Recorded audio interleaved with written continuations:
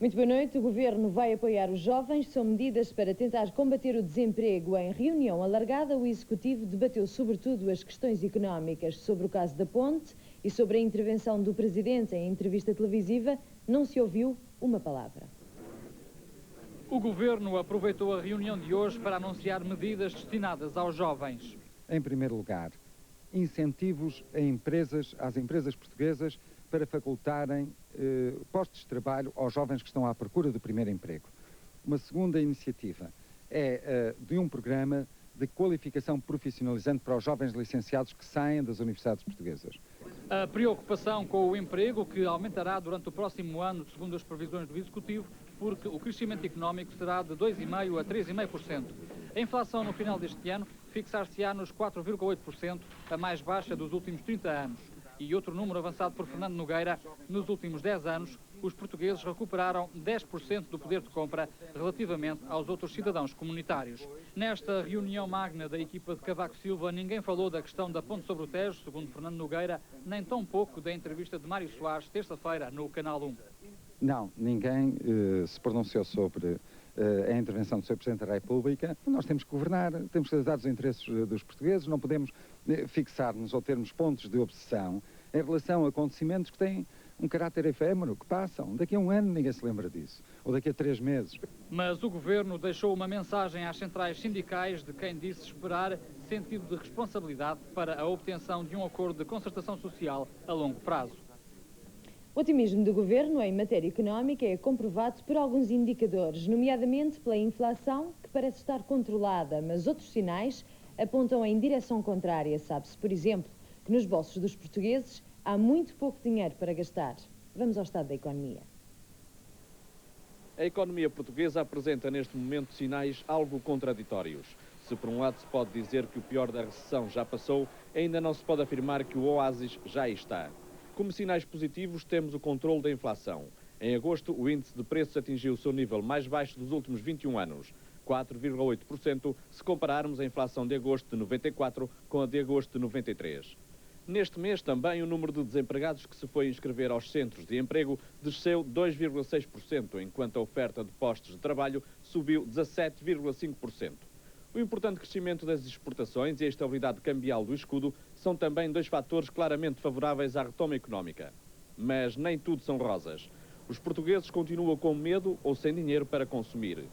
As vendas de automóveis no primeiro semestre deste ano continuam 2,5% abaixo daquilo que se verificou nos primeiros 6 meses de 1993. A venda de equipamentos também registra uma variação negativa de 5,6%. E a produção industrial continuou no primeiro semestre com uma quebra de 4,2%.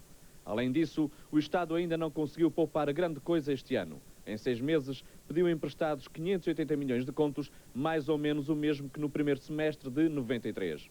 A manter-se a tendência que estes números indiciam, o Governo conseguirá cumprir as metas essenciais para este ano, designadamente na inflação e no crescimento económico. Mas a verdadeira retoma da economia, essa para o ano que vem, se tudo correr como previsto. O Partido Socialista diz que o Governo é insensível aos problemas sociais, mas esta é só uma das acusações feitas por António Guterres. O homem que dirige o maior partido da oposição critica o Governo, sobretudo, por não cumprir as promessas feitas. Enfim, um rosário de queixas em tempo de balanço. 3 anos de muitas promessas e poucas soluções para resolver os problemas essenciais do país. É este o balanço que o Partido Socialista faz da ação governativa social-democrata. Porque as promessas essenciais não foram cumpridas. E a promessa essencial era fazer-nos aproximar da Europa. Era criar postos de trabalho. Era reduzir a pobreza. Era aumentar a justiça social. Essas promessas essenciais não foram cumpridas. Más políticas económicas, insensibilidade para os problemas sociais e a subordinação do Estado às clientelas do PSD foram os 3 pecados mortais apontados ao Governo pelo secretário-geral do PS. António Guterres acusou, por outro lado, os sociais-democratas de recusarem sistematicamente as propostas do Partido Socialista de transparência e moralização do sistema político. Críticas também a propósito da retoma económica.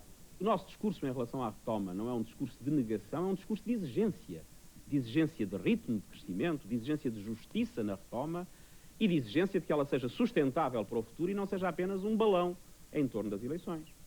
É incompreensível que o Governo esteja a adiar investimentos que deviam ser realizados este ano para o ano que vem, só para os aproximar das eleições.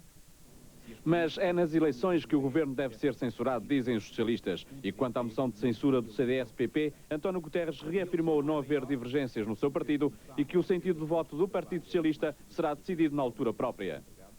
No Haiti reina a anarquia, o dia foi de pilhagens e confrontos. Os marinhos demonstraram-se incapazes para controlar o caos, mas como o moral das tropas é muito importante, de Washington chegou um louvor, com muitos elogios, feitos pelo próprio presidente. Os mais bem equipados, treinados e preparados. Elogios de Clinton às forças no Haiti em momentos difíceis. Durante todo o dia, os marines assistiram às pilhagens de armazéns e, quando decidiram impedir os roubos, não conseguiram.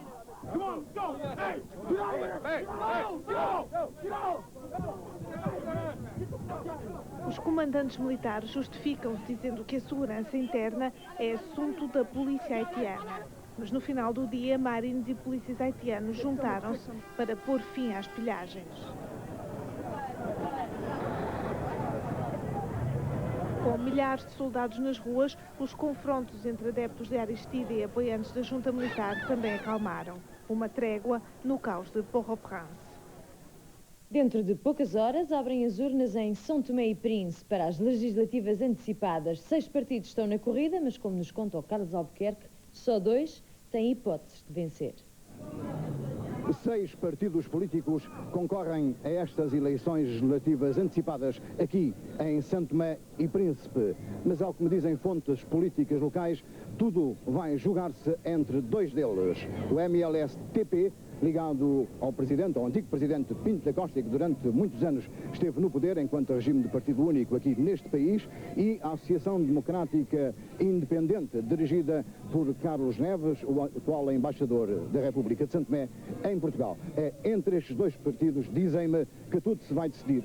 A campanha eleitoral aqui em São Tomé e Príncipe correu de forma entusiástica. Com pouco dinheiro, o governo apenas disponibilizou, ao que me disseram, cerca de 1000 contos, isto em moeda portuguesa, para cada partido. Mas a verdade é que os santomenses estão, de facto, empenhados nesta campanha eleitoral, que no domingo vai decidir qual é o partido ganhador e que formará governo. Depois, tudo ficará também por decidir nas próximas presidenciais, em 1996, já a perfilarem-se alguns candidatos dispostos a retirarem Miguel Trovoada do poder da presidência da República em São Tomé e Príncipe. Para a RTP, Carlos Albuquerque, em São Tomé. O stress e a depressão são doenças responsáveis pelo aumento do suicídio em Portugal, sobretudo nas camadas mais jovens. A psiquiatria biológica tem tido um resultado animador no tratamento. Os avanços desta terapia estiveram nos últimos dias em debate num congresso onde participaram centenas de médicos. O suicídio entre as camadas mais jovens da população tem aumentado nos últimos anos. Muitas vezes, a causa é a depressão, a doença deste fim de século que só em Portugal atinge 400 mil pessoas. Aparece muitas vezes em consequência do ritmo de vida agitado e atinge mais mulheres que homens, principalmente adolescentes. No entanto, as depressões mais graves surgem por volta dos 40 anos. Os psiquiatras têm cada vez mais clientes com este tipo de problemas, já que a ajuda médica é a única forma de evitar as consequências trágicas que esta doença pode ter. Aliás, a ideia errada de que só os loucos procuram a ajuda de psiquiatras também parece estar a desaparecer. Há muitas formas de poder ir ao psiquiatra, não é obrigatoriamente a pessoa que está perturbada. Geralmente o muito perturbado, aquele que perdeu o juízo, o clássico, o antigo louco, não é? Geralmente nem vai, porque está bem, não é? Como está bem, não tem a crítica suficiente para perceber, esse nunca irá, não é? E se a taxa de sucesso na cura da depressão tem aumentado, isso deve-se em parte à evolução da psiquiatria biológica, aquela que está ligada aos medicamentos. Foi para falar deste e de outros assuntos ligados às doenças mentais que desde quinta-feira estiveram reunidos na Expo Nord centenas de psiquiatras e outros técnicos de saúde. Um encontro para trocar experiências e procurar novas formas de ajudar os que sofrem destes problemas. Mas para além dos médicos, também há quem se preocupe com as doenças dos outros. Há 17 anos, um grupo de gente formou uma liga, dão apoio no interior dos hospitais e, a partir de agora, em regime de voluntariado, vão também dar assistência ao domicílio. Humanizar os hospitais, promover os direitos dos doentes. É este o lema da Liga dos Amigos do Hospital de Santo António, que tem já 17 anos, e como sócio número 1, Paulo Mendo, o Ministro da Saúde. Como todos os anos acontece, a Liga promove, a partir de hoje e até ao dia 9, a sua semana. uma iniciativa com dias dedicados ao doente, ao doador de sangue e ao voluntariado. No âmbito desta semana vai ainda decorrer um peditório. Será a oportunidade de todos participarem no grande objetivo que a Liga traçou para 95, a criação de um serviço domiciliário para acabar com os hospitais fechados. E a única maneira que nós temos de transformar o hospital prisão em hospital aberto, hospital comunitário, é realmente nós irmos às casas dos doentes. Portanto, nós vamos criar um serviço ambulatório. Um serviço que entra em campo já a partir de janeiro. Uma carrinha equipada para o efeito, 2 voluntárias e uma enfermeira vão todos os dias levar a assistência a quem precisa. E este será um serviço que não acaba no doente, estendendo-se até à família ou ao que for preciso. E agora o futebol. O Sporting foi esta tarde à cidade da Maia vencer o Salgueiros por 3-2. Um encontro em que o avançado polaco do Sporting, Juskowiak, marcou 2 golos. Vamos então ver o que é que se passou. O Salgueiros fez da Maia a sua casa emprestada e, para mal dos seus pecados, teve que aguentar com um Juskowiak mortífero. Aos 10 minutos o Sporting já vencia cruzamento de Vojasic e o polaco, à boca da baliza, batia Pedro pela primeira vez. O Salgueiros pouco ou nada se atemorizou e 3 minutos mais tarde marcou o gol da igualdade por Johnny. Ainda no primeiro tempo, Balakov, na sequência deste livre, não deu qualquer hipótese a Pedro e o Sporting chegava ao intervalo a vencer por 2-1. Aos 72 minutos, a melhor jogada do desafio. Figo, como só ele sabe fazer, ultrapassa um defesa salgueirista. Nelson atira à trave. E na recarga, Juskowiak não perdoa. 3-1 para o Sporting. Já passava da hora quando o velho Salgueiral teve a oportunidade de atenuar o resultado. Grande penalidade que Fernando Almeida não falhou. Sporting na liderança do campeonato, pelo menos até ao Benfica-Porto. Mas não foi só o Sporting e os Salgueiros que jogaram. Nos outros jogos do Nacional de Futebol da Primeira Divisão, verificaram-se os seguintes resultados. Boa Vista 1, Marítimo 0. Eu estou à espera do quadro, mas vou dando os resultados. Tircese 3, Amadora 1, Braga 4, Belenenses 2, Beira-Mar 1, Farense 3, União da Madeira 3, Guimarães 3, Setúbal 0, Chaves 1, União de Leiria 3, Gil Vicente 0. O Benfica e o Futebol Clube do Porto defrontam-se neste domingo às 18 horas, num encontro transmitido em direto pela RTP, aqui no Canal 1. Veja então agora o que pode ler quando mais logo lhe apetecer acordar. São os destaques da imprensa. No Correio da Manhã, Governo sorri ao futuro. No Diário de Notícias, Cavaco mobiliza Governo para um novo ciclo. No Jornal de Notícias, Governo promete um regresso aos anos de ouro. No dia plenário do Governo, ignorou Mário Soares. São famosos e bonitos, os Serra da Estrela já venceram prémios por todo o lado. Os mais galardoados passearam-se hoje pelo Parque de Exposições de Águeda. Tomem então nota das características desta raça especial, porque não falta gente a querer enganá-lo.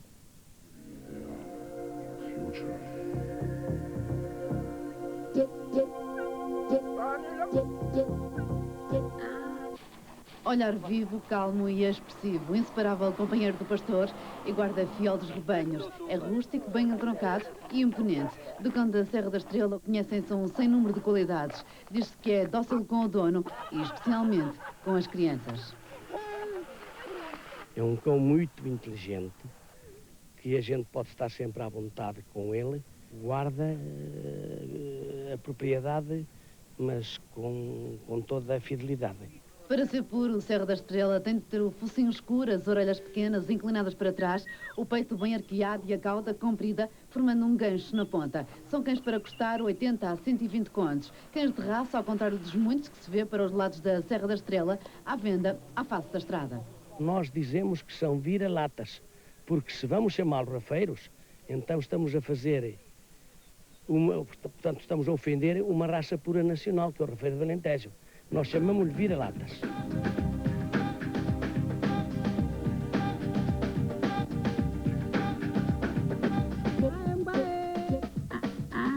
Este foi o 24 Horas. Voltamos, como sempre, amanhã, ao final da noite.